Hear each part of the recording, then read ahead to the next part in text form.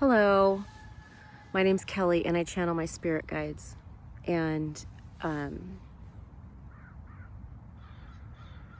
I study the ego because I'm a student of A Course in Miracles, which claims to be channeled by Jesus, or Jesus' word channeled by a lady and a guy who typed it up. So the Course in Miracles talks about the ego, and that the ego was created when God was one, but there was a separation between God and God's creation. You could say the son or the child.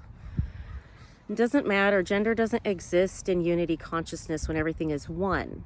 Before the fall, before the separation, everything was one, and now we're in separation, duality, a dream. It's not a real thing to be separate from God. It can only be an illusion. How could it be real to be separated from God? And God is love. Why not? Who cares? Okay? I believe in love. Okay? I can't prove anything. So why don't I just follow love? That you can do that. You can make your religion love. What if that was just the religion, love? What if love was the religion and it's not defined like a sexual love? It's like, what is love then? Truth and beauty. Truth and beauty. I don't know. It's an internal discussion definition. So anyway, that's what my channeling is. I listen to my Holy Spirit explain to me how to see love from right where I am. And I just started getting this download that a trigger, okay, our ego is, so originally we're love, but then there was the curiosity about being separate from God. And so God, knowing that free will has to be the rule of law, gave the child an experience of separation so they could choose to return to God into oneness from separate. It's the parable of the prodigal son. Humanity is the prodigal son. We're all imagining that we left God. And now the part of the story where humanity is on earth right now in 2025 is we're turning around from going away to going back. Okay? Yesterday, we didn't know if God existed. You couldn't prove it. But now this eclipse is going on, and it feels like all of a sudden the rules are different. The rules are different now. Can anybody feel that? The rules are different now. Love is dominant on the planet now. So, the old rules that were keeping everything really difficult are no longer functional on the planet. The new rules are compassion deserves resources. So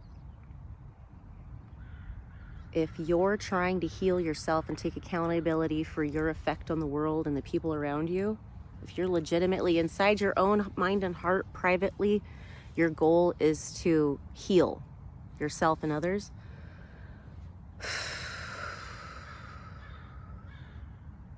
it's not going to be easy, but you'll find your way through. You'll find your way through. You'll get through it. I'm getting through it. I don't have any guarantee. I just have 99% confidence I'm going to be okay, even though some things seem to be in a hanged man right now. So anyway, my job spiritually is to only acknowledge within myself light, love, truth, and beauty.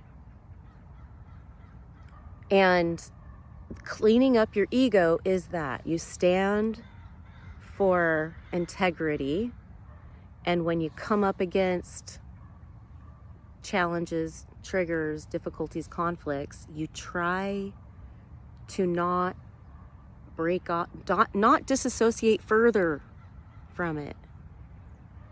Try to stay in integrity, and not, if someone says something to you and it upsets you because you've got something subconscious that you got to work on, that's a trigger.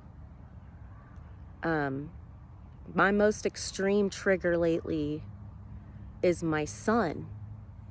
He gets angry and he can be violent, but it's a lot of expression of anger more than it is, it's both. But I get scared from it. I get scared. I'm like, oh my God, this is hard to deal with. Did it come from me? What's it gonna break? This is wasting my time. Like all of the things, okay? And it's taken years. He's 11. I remember him being this way when he's 2. And I'm just like, are you kidding me? I don't know how to deal with this. And for a long time, I was like, it's his problem. It's his problem. I got to do something. I got to take him to a therapist. I got to fix him or something. And then one day God was like, no, he's showing you your own chaos, Kel. And I was like, showing me my own chaos. What does that mean? What does that mean? What chaos are they talking about? And I couldn't see it. I couldn't see my own chaos. Apparently I was disassociated. And then as I reflected on my behavior over years and years and years, it's probably been 8 years since they told me that. I started seeing ugly sides of myself that I don't want to admit were not justifiable. I would get angry at the kids and I would justify it, and so I wouldn't feel bad and I wouldn't change myself, and I'd keep getting angry. And I didn't even see it. I couldn't even see it. I was triggered and I disassociated and I went into an ugly state of personality because I was shaped to be that way by my childhood exposure of influences. And so it felt normal because it started when I was really young, learning how to be that way. We don't know what's going on to our kids while they're little and they're just absorbing everything. So as I want to ascend, my goal is to go from disassociation to integrity in all areas of my life. And what it means on a practical level is becoming aware of when you get triggered, becoming aware of relationships that don't feel good. Okay, we're used to smoothing everything over because that's what mammals do. They just try to like be comfortable, smooth things over and be comfortable. But we're also learning that we have to balance our mind and our heart, and we can't always live for comfort and love. Sometimes we have to be intelligent and wise. So we have to balance our mind and our heart. That's the healing of Atlantis and Lemuria. So when you get triggered, at first, you're going to be disassociated. And then later, it's a pattern. It's going to come back around again. It's like getting a divorce for the wrong reasons. And then you go find someone else that's the exact same person you just left. There's patterns in our lives. If we don't heal them, they come back around again. So these triggering events, like my relationship with my son, I got triggered again and again and again and again and again. And if I didn't ask myself, what if I'm wrong in my response to him?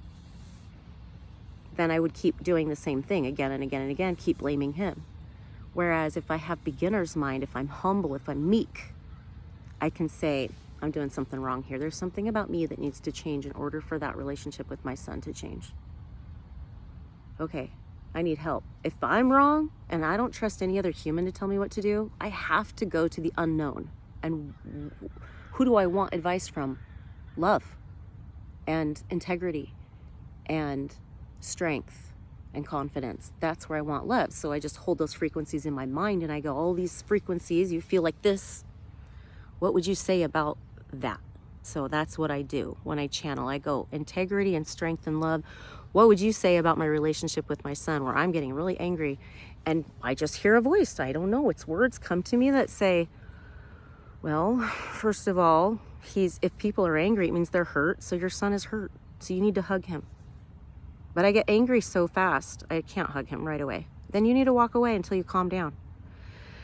I'm so busy, I have so much to do. I don't have time to go walk away. You have time to go walk away. You're making excuses. I have this conversation in my head because strength and confidence and love, I'm not embodying them, but I can imagine them. And they can flavor my perspective. They can filter my perspective. That's channeling.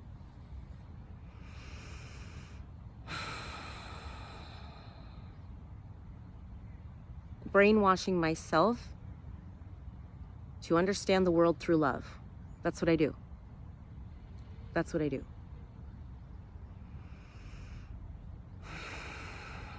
And the last lesson is just going to be trust God. Trust that God, who identifies as love, is in charge, is in control, and everything is going to work out. Everything is going to work out because God is in charge. Divine geometry is a thing because creation is divine and intelligent. And I can trust that everything is going to be okay, regardless of what the scary stuff I'm looking at, regardless of how scary it is. Ultimately, everything's going to be okay. And then you got to explain why hell exists. And it exists because you had the curiosity to be separate from God, and of course there's going to be pain. So the learning is that without God, there's pain. And I'd rather not be in pain. That's the lesson.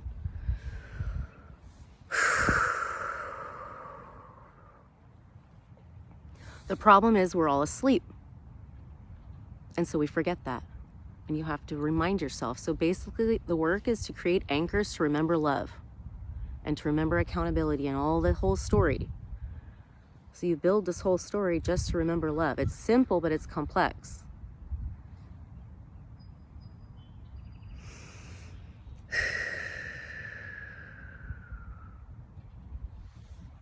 And so it is. Namaste.